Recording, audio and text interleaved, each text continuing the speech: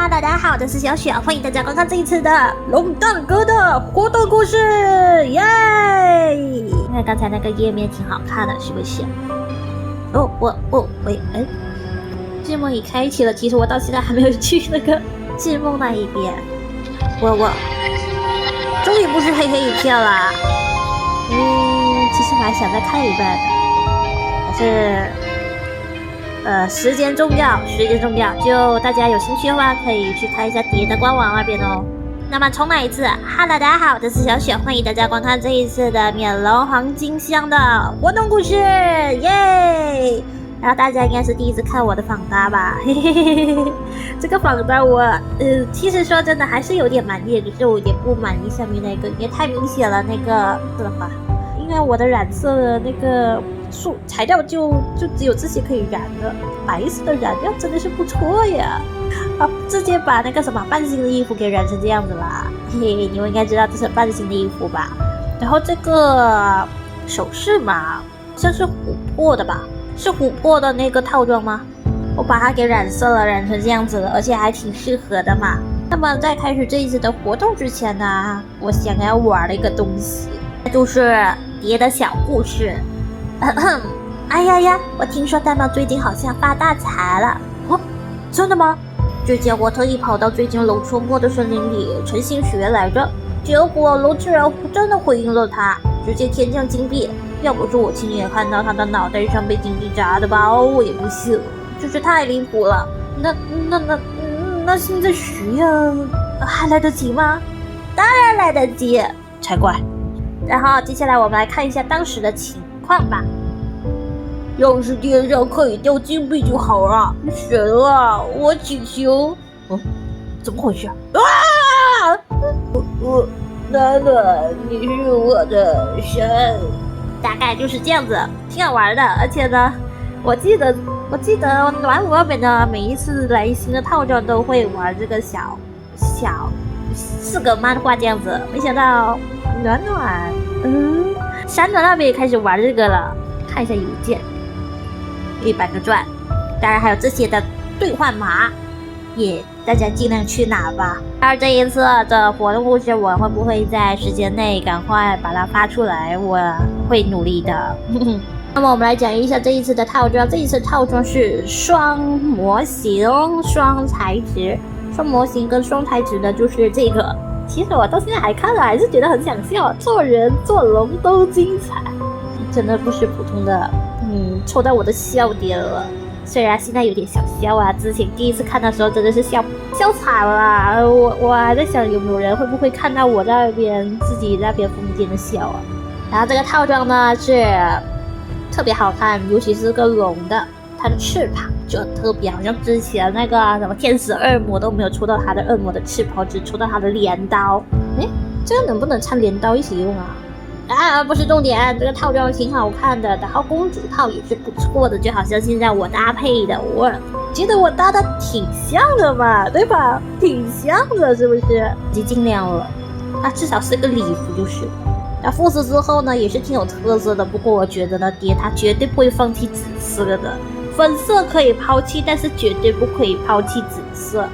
但是至少这个紫色不是马卡龙的那种紫色，至少是一个很酷的一种紫色，突然间有一种钻心的感觉，是怎么回事？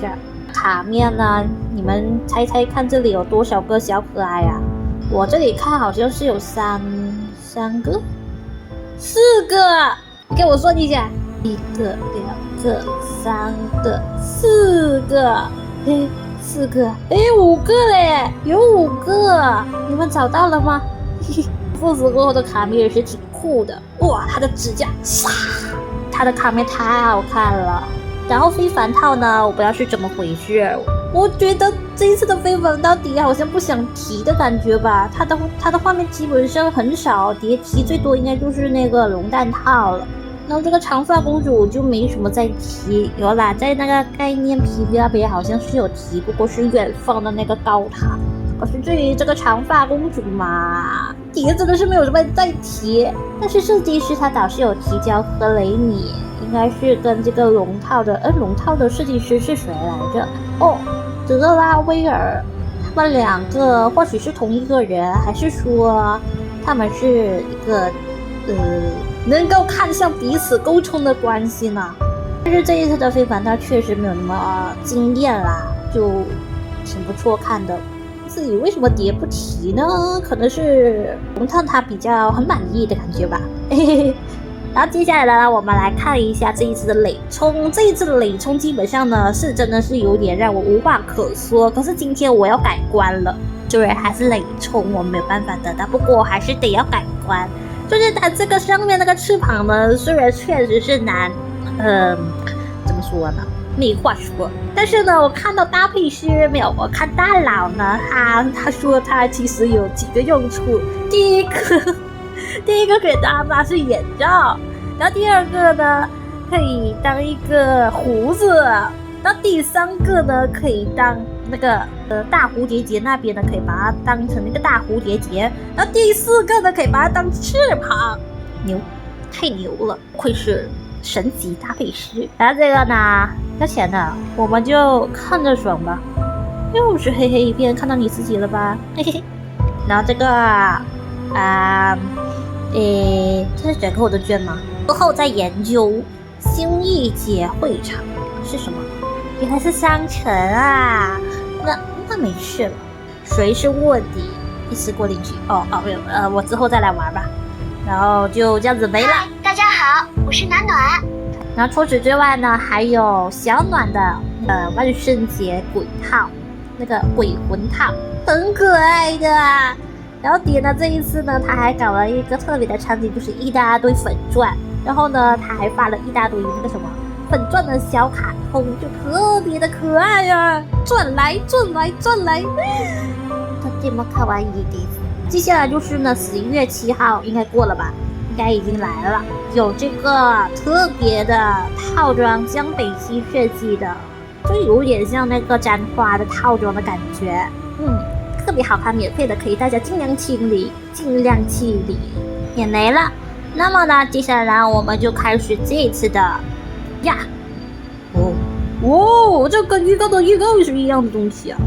哇，真的是80个券给我们是吧？现在我拿到50了，明天我就可以拿到20了，然后之后我再抽到2个部件，我就可以拿到10个券了，这样子我就有免费80抽了，是这个意思吧？这一次的抽格状况嘛，据说可以说欧，也可以说飞。我看有些大佬140抽、110抽就特别的太飞啦，太欧啦。然后我看到一位大佬100抽，我看到他抽的挺厉害，就是大家现在看见的，哇，太牛啦！吸，快吸！但是呢，据我所知呢，免费80抽嘛，那免费里面呢，或许呢，我们肯定可以拿到首饰跟头发，对，应该是的。那么我们就开始吧，哇，瞬间开始啊！很久很久以前，在遥远的黄金海岸，沉睡着一条强大的恶龙。恶龙守护着世间最珍贵的宝物，那是堆积如山的黄金、璀璨夺目的宝石，还有能实现任何愿望的魔法。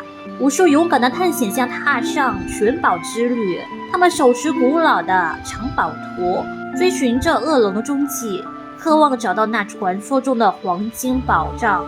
然而，没有人知道恶龙究竟藏在何处，也没有人知道宝藏是否真的存在。多罗西年龙的黄金箱还笼罩在轻纱般的雾气中，新的金色沙烁被浪潮温柔地冲刷着，散发出朦胧而梦幻的微光。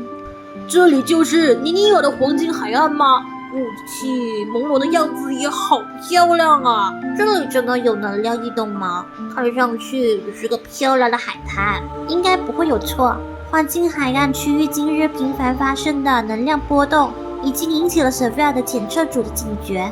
难怪一来到这里，我体内的魔法能量就变得更活跃了。而且你们知道吗？传说在很久以前，这片区域盛行炼金术呢。真的吗？所以才叫黄金海岸吗？不管怎么样，温特蒙茶话会正在举行。为了排除能量波动可能带来的灾害，我们有必要来到这里做一次实地调查。暖暖，好像越来越浓了，我们小心前进吧。这时，一道熟悉的身影正从沙滩另一边缓步走来，一只手提着机械箱，另一条手臂上绑着一台小小的探测仪器。是魔羊。魔羊对众人连连点头，就继续专注看着探测仪。他突然眉头一皱，转身走向沙滩边的一处岩石。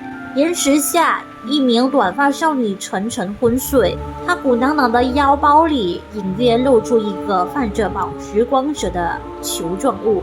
哦，这不是之前在万特吗？那个受本喵星夜主持周边的女孩吗？魔羊蹲下身，打开一个小小的金属瓶，放在女孩鼻端。女孩在睡梦中打了2个响亮的鼻涕，猛地清醒过来。救命啊！不要追我啊！我在哪里？刚才是在做梦吗？你没事吧？难道是因为能量异动才撞墙昏过去的？不，其实是我太饿，吃了2个野果就莫名的头晕起来，是食物中毒。太冒失了吧？没事啦，冒险途中肯定不会一帆风顺，倒霉过后一定就是大幸运。你看，我这不就遇到你们嘛？传说中的屠龙勇者。屠龙勇者，这次自我介绍一下，我叫多罗西，是一名童话作家。你们可能没听过我的名字，但是等我下部导作完成，就一定会风靡奇迹大陆的。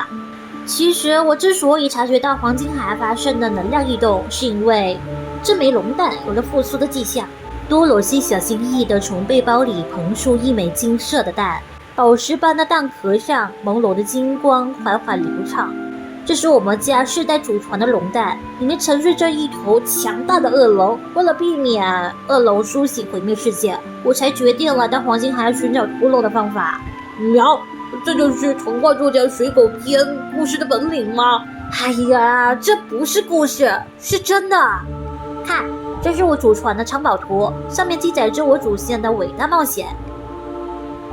多罗西展开泛黄的羊皮纸，藏宝图上的字迹很模糊，大部分内容根本看不清楚。这上面到底写了什么啊？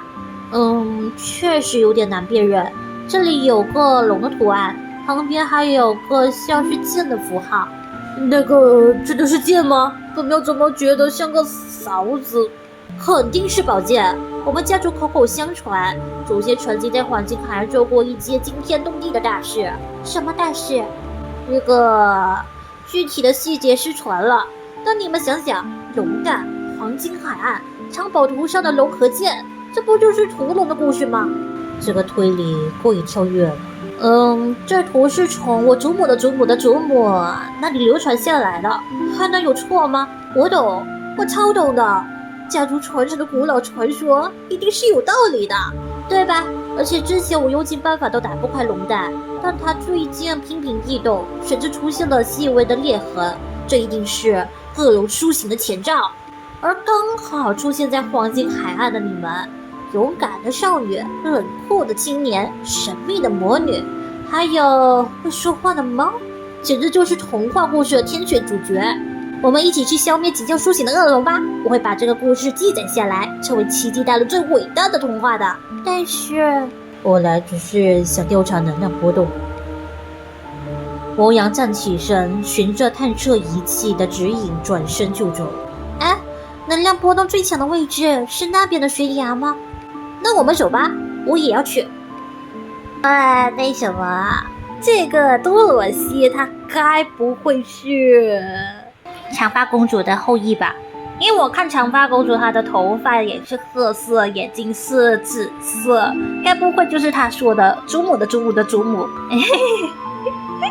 然后那个龙蛋呢，就是那个龙蛋，德拉威尔托付给他的呀。我这个脑洞。然后呢，这个多罗西，我感觉他就是一个喜欢看勇者故事的人，然后又加上他家有这种传承下来的东西，导致他脑洞大开。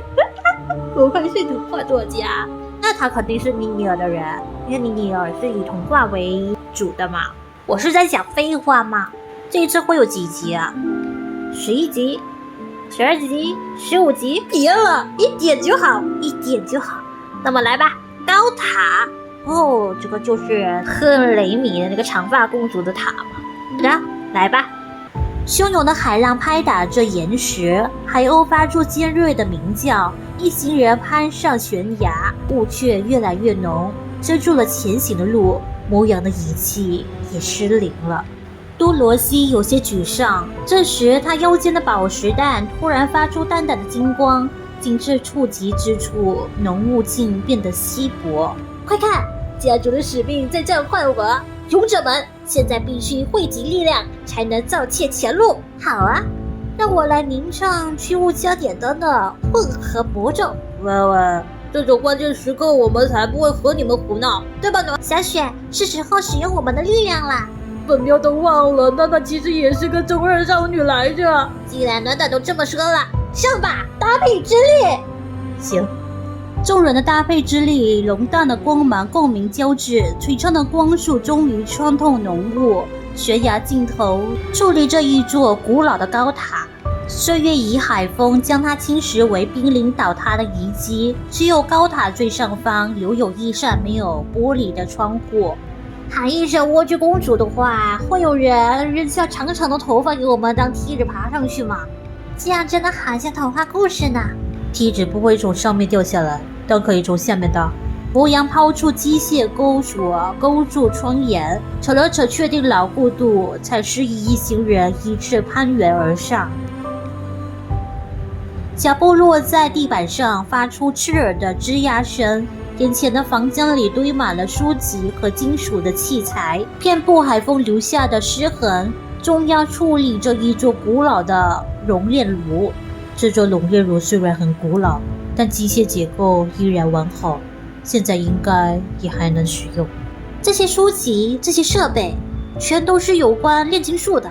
看样子，这里是一座炼金工坊。难道这里就是传说中的那位勇者的炼金工坊？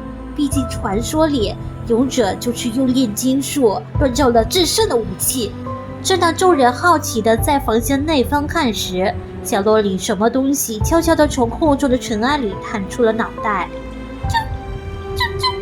一只毛茸茸的、长着翅膀的煤球状生物突然从书架深处跳出来，紧接着是更多的黑煤球，它们挤成毛茸茸的黑色地毯，眨巴着眼睛观察众人。这是什么东西？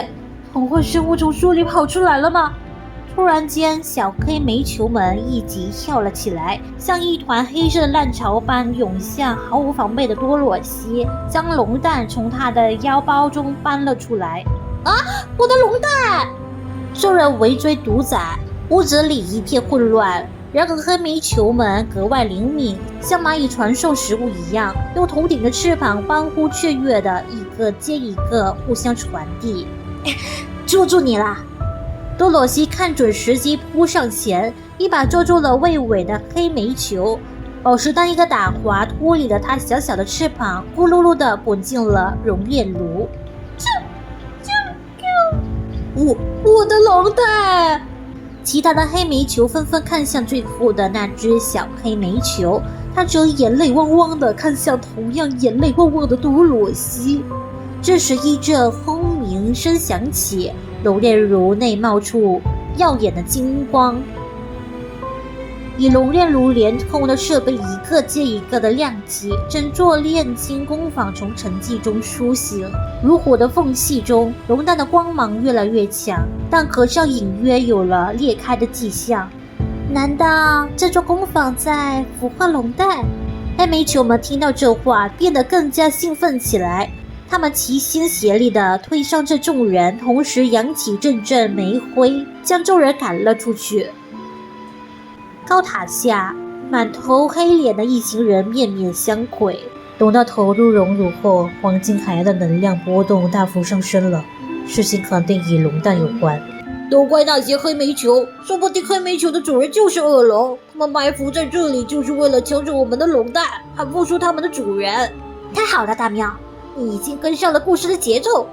屠龙勇士陷入了进退两难的抉择，故事更精彩了。不是因为这种事兴奋啊！现在龙蛋已经在熔炉里了，高塔也进不去了，我们要怎么阻止恶龙孵化？没问题的，你们看，我从刚才的炼金工坊里偷偷带出了什么？瑟西得意地拿出一张古旧的手稿残页，上面写满了灰色的文字和不明符号。根据我的研究，这个手稿的标题是 X 龙秘方。X 这个字我还不认识，但从配方结构来看，应该是某种高级炼金术。X 龙秘方，那肯定是屠龙秘方了。我就说嘛，勇士的炼金工坊里一定藏着屠龙的秘密。也许吧，不过只有收集齐材料，按照配方操作，才能知道真正的答案。现在也只能放手一试了，时间紧迫，我们分头收集这些材料吧。我去海湾那里调查，那里的地形有些异常。我要去附近的森林。来的路上，我听到了一个超级有趣的故事，说不定能找到线索。我去西西雅学会旧址看看，那里是最早将炼金术设立为正式学科的地方，肯定能找到我们需要的东西。小雪，你想去哪里看看呢？这个嘛，高塔、森林、海湾、学会，这个我觉得森林呢，多罗西去了，海湾魔羊去了，学会呢，瑟西也去了，那么我们就去高塔吧。这个不就是刚才我们去的吗？好吧，现在我们只有3个选择，那么我们就去海湾，我们先悠闲一下吧。海岸边，魔羊打开工具箱，从中取出了更多一看就很复杂的精密仪器。不愧是魔羊，带着这么多机器跑到这么远的地方。魔羊为什么要来调查能量波动呢？黄金海岸的能量波动让许多仪器都出现功能异常，如果不查明原因，会影响到我后面的研究。我们来帮忙吧。不用。魔羊独自架好取样检测的仪器，启动按钮，然而机械臂悬停在半空中一动不动，发出机油不足的警报。机油的消耗速度不对劲。魔羊掀开机油箱，一个黑乎乎、毛茸茸的圆球，啾的一声从中探出头来。他惬意地打了个饱嗝了，嘴边还沾着一抹油迹。这不是高塔里的小煤球吗？肯定是在高塔时偷偷钻进油箱里了。这一只好像是最后把宝石蛋扔进熔炉里的那只呢。小黑煤球眨巴着泪汪汪的眼睛，一副心虚讨好的模样，轻抿地蹭了蹭魔羊，把羽毛上的沾染的机油都蹭在了他的手上。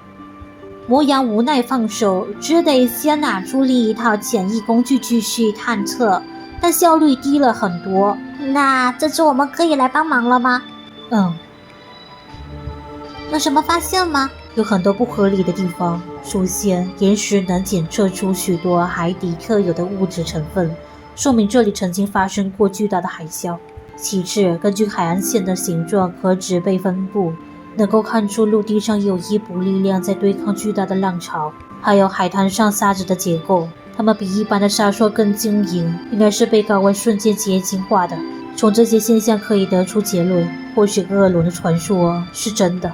不要一本正经地说出这种结论啊！莫阳也相信多罗西说的童话故事了吗？但是龙未必不存在，北地人也坚信巨龙的存在，他们对巨龙的描述更加生动详实。传说中巨龙拥有坚硬如岩石的皮肤，展开后能遮天蔽日的双翼，还能喷出以驱散黑暗的烈焰。如果真有这样的力量，确实能造成不同寻常的地质变化。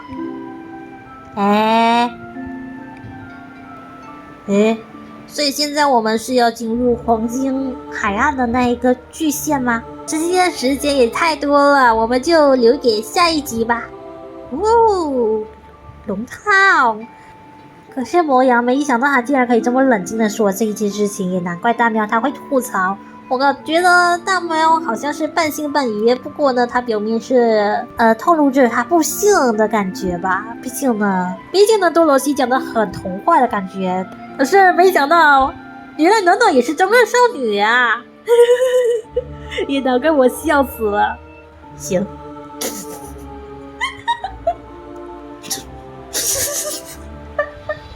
我不是笑不完了。走人。我的人模样。冷静。